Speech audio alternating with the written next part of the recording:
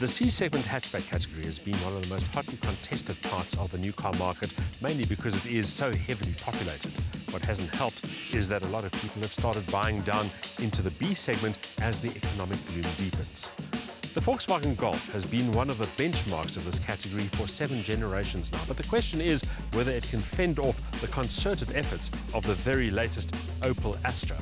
Facing off in this particular challenge is the Golf 1.4 TFSI Comfortline and this car, the Opel Astra 1.4 T Enjoy. The Astra is the car with the most to prove. The Opel brand seemed to lose its way in the early 1990s, adopting an eco-conscious approach long before it became fashionable and losing support in a performance-orientated segment as a result. That's all changed. The current trend favours efficiency, advanced technology and intelligent design, and the mainstream sellers are far more modest beasts.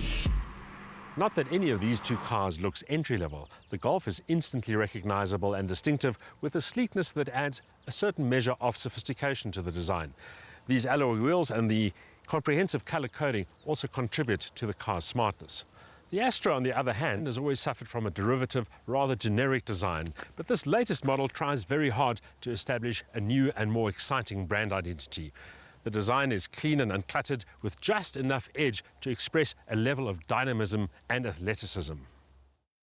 Although it's smaller than the previous Astra, this latest version is still longer, wider and taller than the Golf. The wheelbase is also longer, suggesting a more spacious cabin.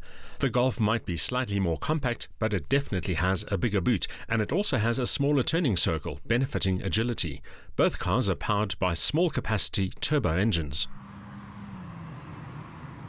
So the Golf here is powered by a 1.4-litre turbocharged unit, credited with 92 kilowatts of maximum power and 200 newton meters of torque, and that translates into a specific power output of 66 kilowatt per litre.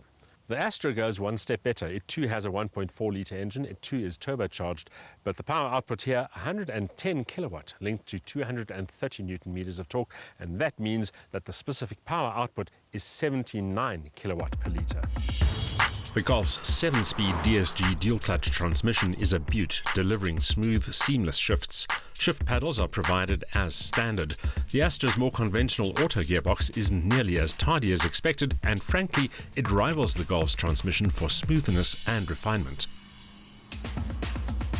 That's perhaps the most surprising part of both these cars. They are much more dynamic than expected. The Golf gets off the mark with alacrity, 0 to 100 time 9.1 seconds, top speed 204 kilometers an hour. Given its power advantage, the Astra was always going to be the faster car, and the figures prove that it actually is. The 0 to 100 time dispatched in under 9 seconds, top speed substantially higher than the Golf at 215 kilometers an hour. Perhaps more telling is how these two hatchbacks ride and handle. The Golf feels the softer, more compliant car here, with more forgiving damper settings and higher profile tyres, doing a better job of soaking up dips and bumps while retaining its composure.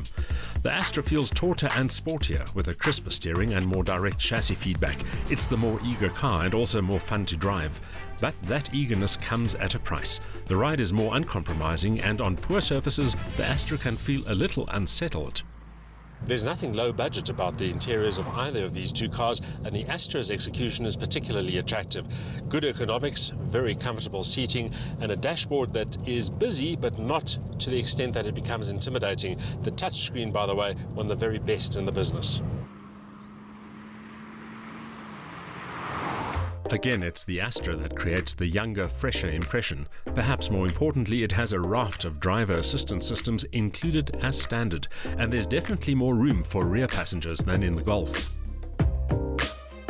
By comparison, the Golf's cabin is a little plain Jane.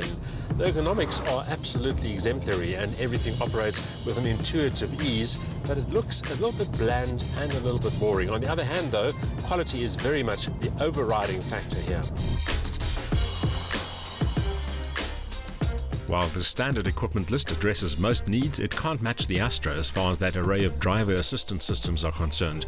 The display interface isn't as intuitive to use, and there's less space for rear occupants, even if the boot is bigger than the Astra's. But, as we all know, in the current economic climate, affordability and value for money are key deciding factors when it comes to buying a new vehicle. The Golf pips the Astra as far as comfort, refinement and overall composure are concerned. But it is 15,000 Rand more expensive without extras than the Astra. And if we have to spec in some of the elements which come standard with the Astra, you'll have to add another 15,000 Rand, which means there's about a 30,000 Rand disparity. Add the frisky nature of this car, the dynamic appeal, and also a very fresh interior. And I have to say that right now, this is the car to buy.